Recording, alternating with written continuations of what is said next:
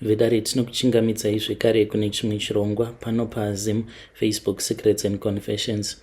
Tadzoka zvekare nemamwe mamessages. Regedzai tibva taenda panyedu inotevera. Nyedu inotevera yakamira sekudai so.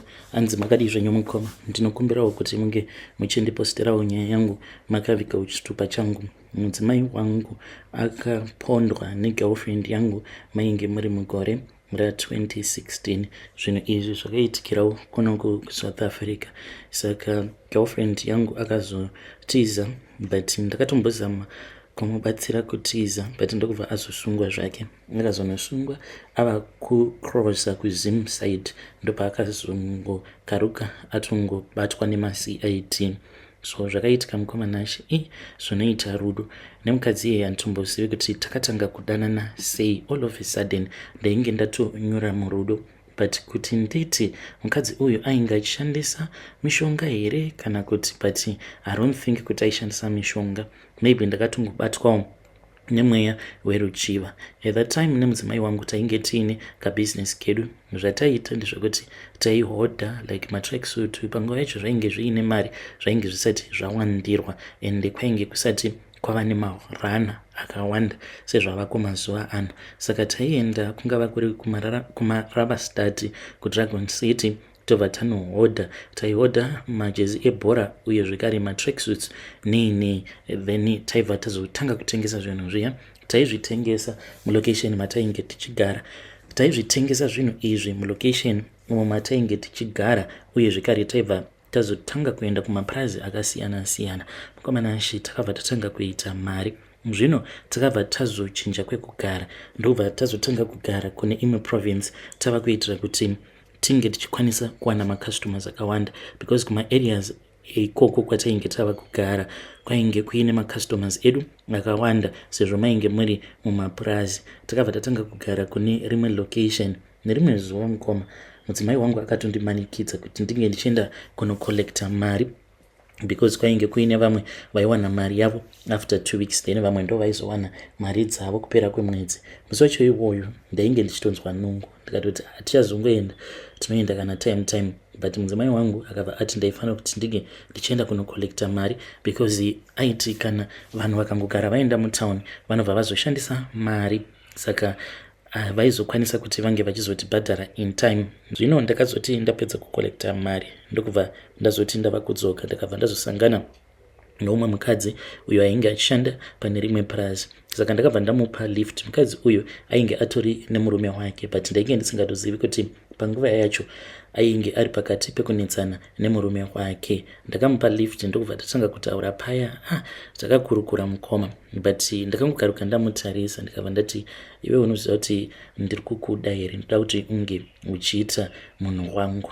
Ndokubva tatotanga kutotaura paya, then tikabva tachinja mafone numbers. Saka zvatainge toita nemukadzi uya ndezvekuti kupera kweeach and every week taitoti tinge tichisangana. Ndaitomupa mari, dzimwe nguva ndaitomudza kuti kwereta mari, then inini ndaibva ndazonyepera madhamu kuti kunenge kuine kwandinenge ndichida kuenda, but ndaitomeka sure kuti kwacho kwandinenge ndichienda inenge itori long distance kuitira kuti ndisazorara ndiripo padeni. Izvo ndaitoenda ndobva ndatonorara kulodge naye mukadzi uyu. Takawirirana zvokuti akasvika pakuramba murume wake. Saka mukadzi uyu pabonde aiva munhu uya wekuti ainaka, ende ainge aine mamwe maskills andainge ndisati ndakambosangana nawo muupenyu hwangu. Saka munongotiziva varume kuti dzimwe nguva tino exaggerata, especially panguva iya yekuti tinenge tichida bonde. Zvino ndakabva ndazomudza kuti ndainge ndichida kuti ndinge ndichimuroora, but ndaitoziva kutoti zvekumuroora ndainge ndisingatombodi. So akabva azotora zvinhu zviya akabva azozviisa mumwoyo make kuzonosvika ava kutanga kungofona. Mazuva ekutanga aitwa munhu ainge aine respect, aingofona apo pandinenge ndamuudza kuti ange achindifonera kana kuri kunzi madhamu vanenge vasipo. Akatanga kufona kunyange pakati peusiku achinditumidzira mamessages achindiudza kuti ndakusuwa. Dzimwe nguva ainge oita zveshanje negodo neruvengo achiti saka izvezvizvi uri kutongova pamaiguru, but inini kunoku kwandiri ndiri kukuvara nechando. So mukomana achi takaramba tongonetsana naye mukadzi uyu achinditi ainge ava kuda kuti ainge achisiya basa ndomutsvakirawo kwekugara kutown. Akabva azoti ainge ava kuda kutaura nemukadzi wangu ozvipa maintroductions ari ega. ndakaona kuti ipapo ndainge ndava kudanana nengozi, mweya wengozi. Ndakabva ndazozama kuti ndinge ndichimuramba mukadzi iyeye. So ndakati ndamuudza kuti tainge tava kusakwanisa kuti tirambe tichingoenderera mberi nerudo. Akabva azonditi it is fine, ndinokumbirawo kuti munge muchiuya kuzotora hembe dzenyu, because ndainge ndatovawo nechibhegi changu chainge chiine hembe chainge chava kugara kuprazi ikoko. Ndakaenda kuya ngezitomborina kana chandainge ndichimbofungira, ndikatomutengerawo kagrosari kaya kegoodbye my love. Mkomanashi ndakati ndasvika paprazi paainge achishanda, akabva anditi pinda, it is fine. Ndobva ndapinda paya, ndobva ndagara pasi. Akabva amhanya, akabva anokiya door, akabva akanda makii nepanze. Ndobva tatanga kunetsana, takanetsana mukomanashi zvekuti iye aitoti panapa nyaya iripo ndekuti iwewe neni today we are both going to die. Apa ainge ondiblema zvino achinditi wakaita kuti ndinge ndichiramba murume wangu, but uchiziva kuti wainge uchida kunditambisa. Mukoma munhu pakadaro ndakatoona kutoti ainge atogarwa neshave, achiita sekunge munhu ainge aine mweya wengozi. So to calm her down, ndakabva ndazomuudza kuti ndainge ndichiri kumuda. Akabva anditi saka nhasi wotorara kuno. Saka ipapo sezvo ndainge ndangobva kudeni ndisina kunyatsokuronga zvinhu zvangu, madam vakazoti vondifonera, foni yainge isingadaviriki. Then mangwana acho makuseni ndakatoona kutoti ainge atova ma1, ndobva ndatotorana nemunhu wangu ndikabva ndamutsvakira kwekugara mutown. So ndaingotiwo ndikapinda mutown munhu wangu ndobva ndanomuona, but kuti ndinge ndichinorara kumba kwake zvainge zvava kunetsa, sezvo madam takazotonetsana to bed vachindibvunza kuti ndainge ndakarara kupi. Apa ndainge ndisina kana excuse, ndakatongoitawo zvehasha ndichitira kuti nyaya yacho inge ichingoregedzwa kutaurwa nezvayo. So uyu akangoramba achingondinetsa, aiva munhu uya wekuti aingoti chinhu chose chidiki diki maitofanira kutoti munge muchinetsana. Aingoti kana akazvifunga obva atotanga kutokutuka pangava pari pafoni achikuudza kuti unoda mukadzi wako than madiro aunondiita. Takaramba tongonetsana kuzonosvika one day akabva azouya padeni. Ndakatongokaruka munhu atosvika nekahandbag, ndakarwa nehana. Later on ndakazomubvunza kuti ko ainge audzwa nani kuti ndo pandainge ndichigara. Akabva anditi do you still remember that day pawakambouya kumba usina motikari, saka wakabva wazoita uber nefoni yangu uchidzokera kumba kwako, saka ndangoshandisa location iyoyo. Ndakatoona kutoti zvinhu zvainge zvatodhakwa. Ndokubva atanga kunetsana nemukadzi wangu zviya zvekutomanikidzira kutoti you have to accept me because murume uyu atova murume wedu tose. Takanetsana tikonetsana paya. Apa iniwo ndakabva ndazozama kuti ndinge ndichidefenda madhamu, ndikabva ndakumbira ruregerero pamberi pamadhamu ndichitirawo kuti mukadzi asazoenda. Later on ndaitika segirlfriend aifanira kuti ange achinzwisisa, but ndakatoona kutoti ainge akatogarwa nemweya chaiwo. Takaramba tichingonetsana nemukadzi uyu akatomboti ndakuenda kumapurisa kuti ndinge ndichinovaudza kuti iwewe wakandirepa. Mukomanashi one day ndakati ndamutuka pafoni, ndakamutuka ndiri kubasa because aiva nekasystem kekuti aingotanga ingokubhomba pawhatsapp achikuudza zvaanoda.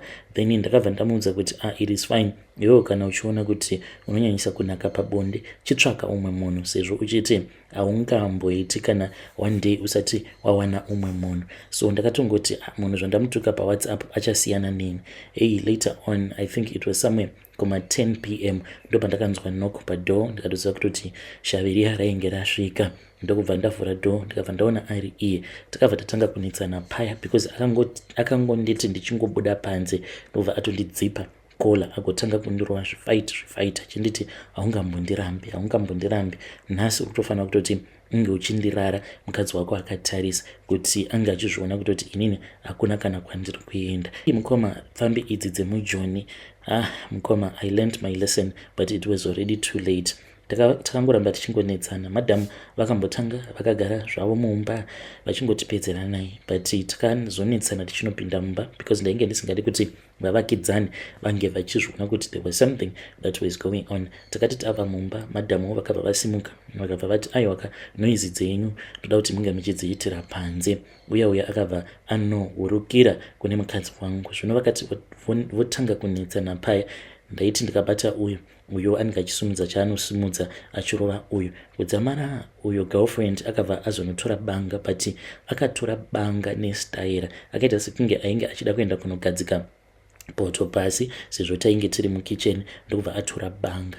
mukomana ashi ndakangoti ndichingonomufuratira, then iye aida kubaya inini. Mukadzi wangu ndiye wandainge ndichida kuti ndimbozama kumunyengerera so that ainge achienda kubedroom, ndinge ndichizosara ndichidhila nengozi yangu. Saka mukadzi wangu akabva anoona girlfriend achisimudza banga achida kundibaya nebanga kumusana, akabva ati nzvengai kani. Saka ndakati ndichinodzvenga, then achibva azonobayiwa pachest negirlfriend yangu, ndobva atodonha pasi. Akangoti achingonobayiwa mukadzi uya akaita sekunge mhepo iyaiya iyo yainge yakamugara yakabva yatosuduruka, ndobva atotanga kutochema.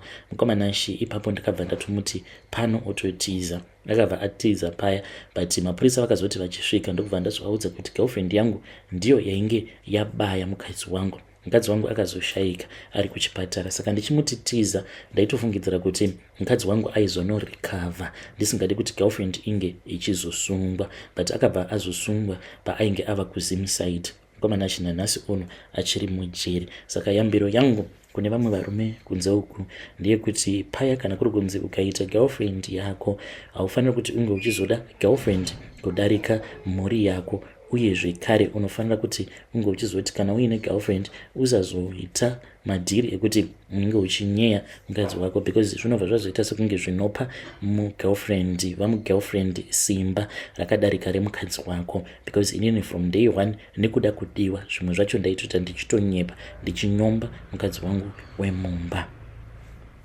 Vedare ndo message iyo yandakatumidzirwa ichibva kuna mukoma vedu. Yambiro yavo mainzwa. Kana kuri kunzwo wakambopindana nadzo nyaya dzakadai, you can come to my inbox and tell me your own side of the story. Regedzai tibva taenda panyaya yedu inotevera.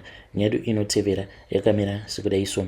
Hanzi makadi zvenyu mukoma, ndinokumbirawo kuti munge muchindiposterawo nyaya yangu makavika chitupa changu. Ndiri kudana nawo neumwe murume wandakasangana naye paonline padating. Saka murume uyu iye atori nechitupa cheko kuBritain ikoko.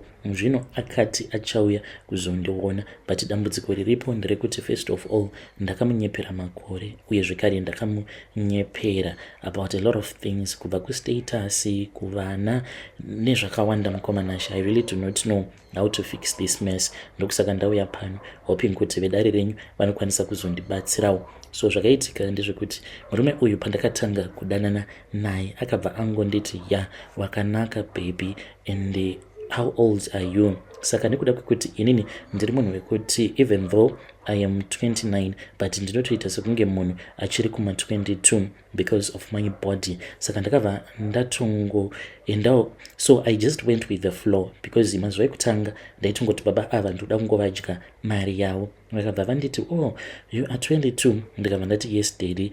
Vakabva vanditi zvino wakamboroorwa here? Ndikabva ndati no, handina kana kumbogara ndakaroorwa ini, kana mwana handina, in which ndine vana vaviri mukomana ashi, and I am HIV positive.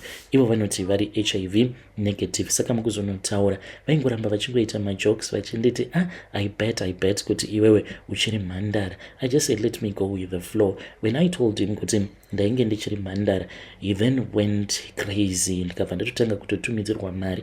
Nanhasi uno ndinotumidzirwa mari yakawanda, because vanotofungidzira kuti zvechokwadi ndichitori musikana akakwana, but ndakatoroorwa mukoma ndikazotizawo kumarriage mushure mekunge ndashungurudziwa nemurume. That is why ndakavanyepera, because ndainge ndichiri nebitterness. Munoona kana ukanyanyisa kushungurudziwa nemurume unopedzisira wava nebitterness towards each and every guy. Saka when I looked at him I just thought kuti akangofananawo ne-ex-husband yangu, not knowing kuti he's just a genuine kind guy who really loves me. Dambudziko riripo nderekuti akanditi handizivi kuti ndinouya rini, like ipapapa ainge akandivimbisa kuti maybe kutanga kwake October ndinokwanisa kuuya, but akabva azoti there is something that is holding him up, but he is coming, but handizivi manje mukoma kuti ndoite sei.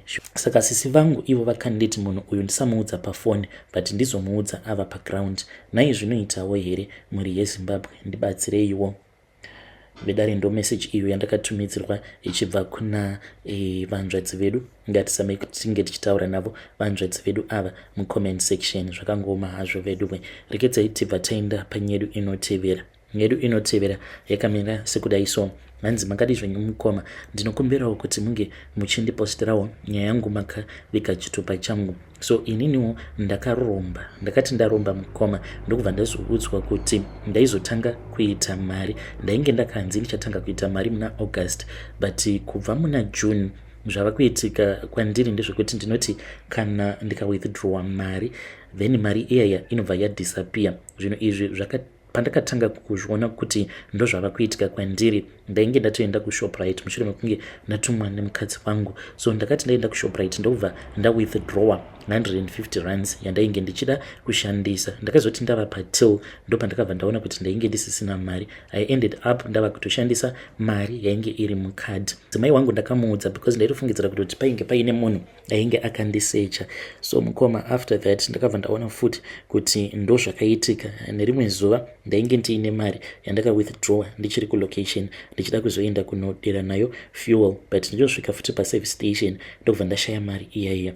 Then zvakaramba zvichingoitika kuzonosvika ndichidzokera kuna Sangoma uya akabva azondiudza kuti iye zviri kuitika kwandiri asati akambosangana nazvo, because mukomana she murume uyu akandirombesa. Even the day ndakasvika pamba pake ndega ndakatoona kuti munhu uyu is not a scammer. Saka iye akangonditiwo haazivi ende haana ene anzi akangonditi achingomirira maybe chitokoloshi chacho chandakakupa choda kutanga chambokutorera mari then chobva chazokudzosera mari iyaya yava double.